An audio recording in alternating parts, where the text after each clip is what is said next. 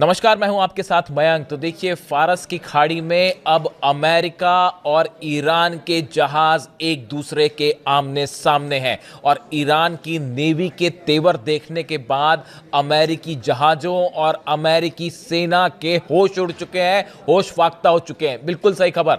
देखिए, जिस तरह से ईरान ने अनाउंस किया था कि हम फारस की खाड़ी में जो है लाइव एक्सरसाइज करेंगे, कहने का मतलब यह था कि असली मिसाइल्स फायर की जाएंगी और बड़ी वॉर ड्रिल होगी। उसके बाद ये 2 दिन पहले ही अनाउंस कर दिया था ईरान ने। उसके बाद अब ईरान के जो जंगी जहाज हैं वो स्ट्रेट ऑफ हॉर्मूज को क्रॉस करते हुए तेजी से आगे भी बढ़ रहे हैं और पूरे इलाके में जबरदस्त तरीके से जो है वो मिसाइल्स फायर की जा रही है। इतना ही नहीं, चीन के भी जहाज जो हैं वो करीब पहुंच गए। अब ऐसे में जो हालात हैं वो ये हैं कि सामने अमेरिका के जहाज खड़े हैं और बिल्कुल उसके सामने जो है वो ईरान की सेना है डंके की चोट पे। अब उसके बाद हालात ऐसे हैं कि बस जरा सा कुछ हुआ और स्ट्राइकिंग डिस्टेंस पे एक दूसरे के आमने सामने।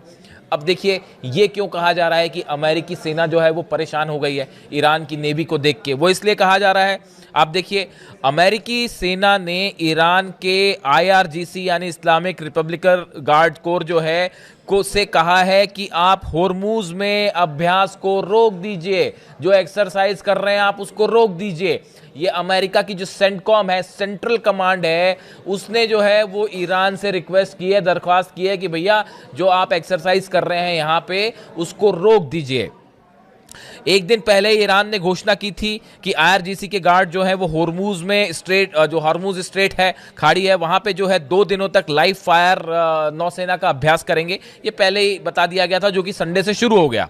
अमेरिकी सेंट्रल कमांड ने एक बयान में कहा कि नौसैनिक अभ्यास इस तरह से किया जाए जो पूरी तरह से सुरक्षित हो और प्रोफेशनल हो और इससे समुद्री जो यातायात है, नेविगेशन है, उसको कोई नुकसान ना हो। अब सेंट्रल कमांड ने जब देखा कि सैकड़ों जो जहाज हैं ईरान के वो होर्मुज में तेजी से आगे बढ़ गए हैं और हमारे जहाजों के करीब आ गए हैं, तो सेंट्रल कमांड को ये चिंता हुई कि भाई ये कहीं हमला करने तो नहीं जा रहे। आपने देखा होगा 2 दिन पहले ही मार्को रूबियो जो है उनका भी ये बयान आया था, विदेश मंत्री अमेरिका के, कि भाई कहीं ऐसा ना हो कि ईरान ही पहले हमला कर दे। इस तरह के बयान आए। तो वो इसी वजह से इस तरह के बयान आए क्योंकि ईरान का जो स्टैंड है, ईरान ने जो अपना पोस्चर लिया वो एक कदम आगे बढ़कर लिया कि आप अगर जो है नहला चलेंगे तो हमने साहब दैला चल दिया, वो वाली स्थिति खड़ी हो गई। तो अब ये सैकड़ों जहाज ईरान के आगे बढ़े, जिसमें डिस्ट्रॉयर्स हैं, जिसमें मिसाइल्स हैं और लाइव फायर ड्रिल हो रही है, लगातार मिसाइल्स चल रही हैं। कहां तो एक कहा जा रहा था कि अमेरिका जो है वो स्ट्रेट ऑफ हॉर्मुज में अंदर आ जाएगा। ईरान की तरफ से बयान आया कि भैया देखिए, ये स्ट्रेट ऑफ हॉर्मुज जो है, ये हॉर्मुज का पूरा इलाका ये ईरान का है,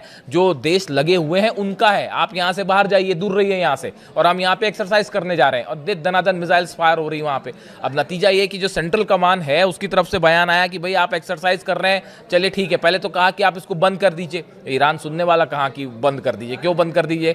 उसके बाद जो है दूसरा फिर उन्होंने ये कहा कि ठीक है, आप एक्सरसाइज कर रहे हैं तो जरा ध्यान रखिएगा कि जो वहां से जहाज जा रहे हैं उस पर किसी पे मिसाइल ना गिर जाए। तो अब 100 से ज्यादा जहाज रोज गुजरते हैं स्ट्रेट ऑफ हॉर्मुज से, 100 से ज्यादा जहाज रोज गुजरते हैं। अब अमेरिका को चिंता सता रही कि भाई हमारे जो जहाजबाज हैं इलाके में कहीं ऐसा ना हो कि वो कोई मिसाइल मारे और पता चला एक आध फतेह गिर गई ऊपर और पूरा जो है जहाज डूब जाए। तो रिक्वेस्ट हुई है वहां से कि भैया आप जो कर रहे हैं बड़ा संभल के कीजिए और ऐसा ना हो कि हमारे किसी जहाज को जो है वो नुकसान पहुंच जाए और जो बाकी के जहाज हैं वो कहीं डूब ना जाए। इसके अलावा भी सेंट्रल कमांड जो है अमेरिका की जो सेना है, सेंट्रल कमांड मतलब जो मिडिल ईस्ट में पूरा ऑपरेशन देखती है, जहाज कहाँ जाएंगे, एयरफोर्स कहाँ जाएगी, उसको सब कुछ देखने का काम करता है। उसकी तरफ से एक और बेहद इंटरेस्टिंग बयान आया। उन्होंने ये कहा है, उन्होंने ईरान को ये कहा, IRGC से ये कहा कि देखिए, आपके जो ड्रोन और जहाज जो हैं, हमको ये बात कतई मंजूर नहीं है कि हमारे जहाज़ों के ऊपर आपके ड्रोन आए या आपके जहाज जो ईरान के हैं वो हथियार लेके हमारे ऊपर अगर सर्विलांस करें तो साहब हम इसको बर्दाश्त नहीं करेंगे, आप इसको रोक दीजिए।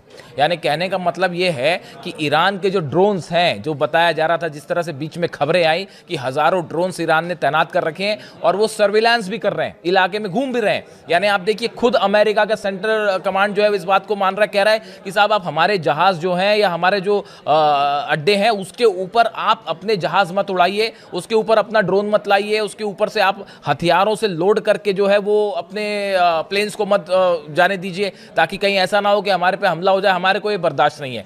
इससे ये बात साबित हुई कि जो खबरें आ रही थी कि ईरान ने अपने ड्रोन्स भेज दिए हैं, अपने शिप्स भेज दिए हैं, ईरान के फाइटर जेट्स इलाके में जो है वो लगातार गश्त कर रहे हैं, जितने सर्विलांस प्लेन है वो गश्त कर रहे हैं, और वो सबके सब लोडेड हैं और तैयार हैं।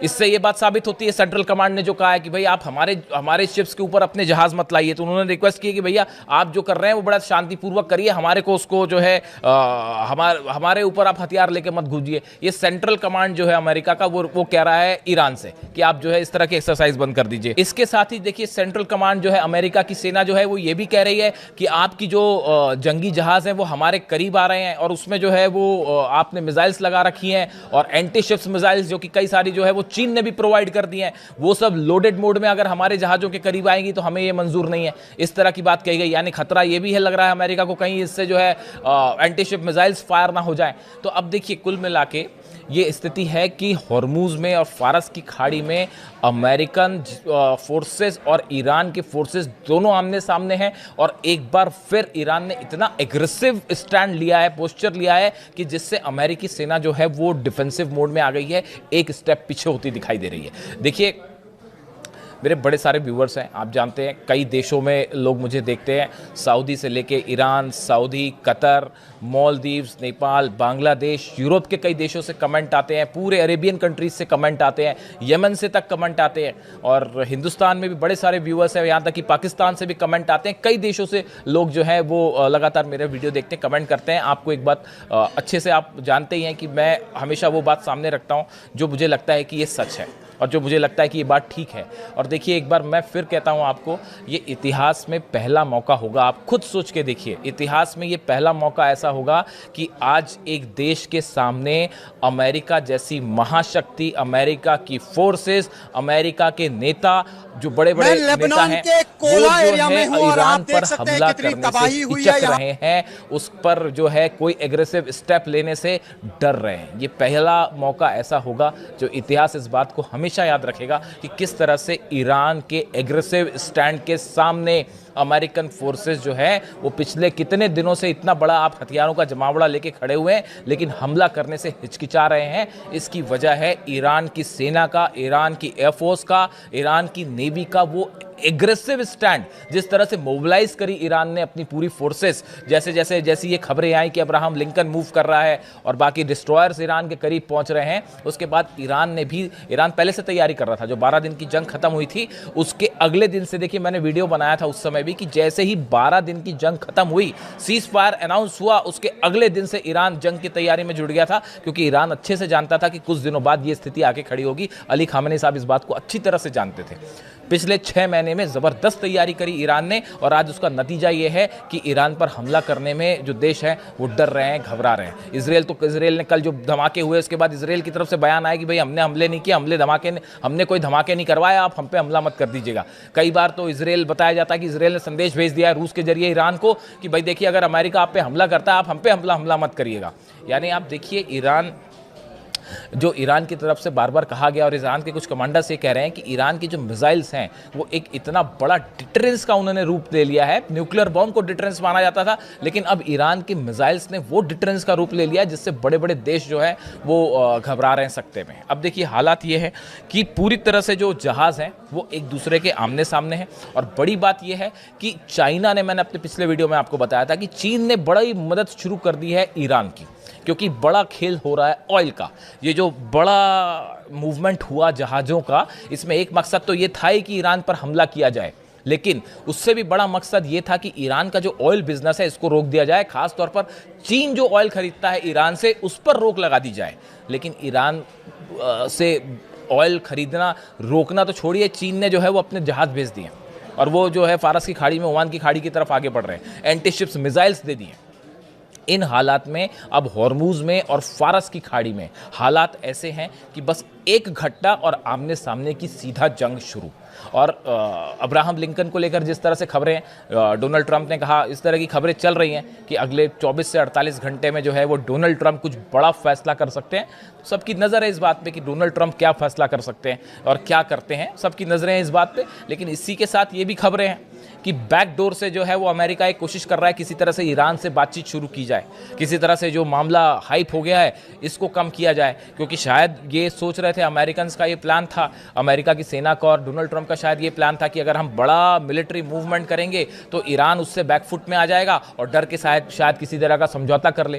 तो डरने की तो कोई सवाल ही नहीं है। ईरान ने जो है वो ना सिर्फ अपनी मिसाइल्स तैनात कर दी, जितने अमेरिकन बेसेस है उसमें मिसाइल्स तैनात कर दी, अपनी नेवी उतार दी, ड्रोन कैरियर शिप उतार दिया, IRGC के 2 लाख कमांडोज जो हैं वो मूव कर दिए इराक की बॉर्डर पर। तो अब ऐसी हालात में जो पोस्चर ईरान ने लिया है वो इतना एग्रेसिव है जो शायद इतिहास में कभी मिडिल ईस्ट में किसी कंट्री ने नहीं लिया। और उसके बाद जो है लगातार वहाँ से बयान आ रहे हैं कि देखिए आप हमला करिए और एक आप हमला करें उसके बाद नतीजा आप देखिएगा। उसका परिणाम ये है कि जितने अरेबियन कंट्रीज़ हैं उन सबको भी अपनी सुरक्षा की चिंता कर पा रही है, सता रही है कि भाई अगर कहीं पे जो है हमला कर दिया और हमारे ऊपर मिसाइल बरस जाए तो। इन हालात में अब होर्मुज पर सबकी नज़र है।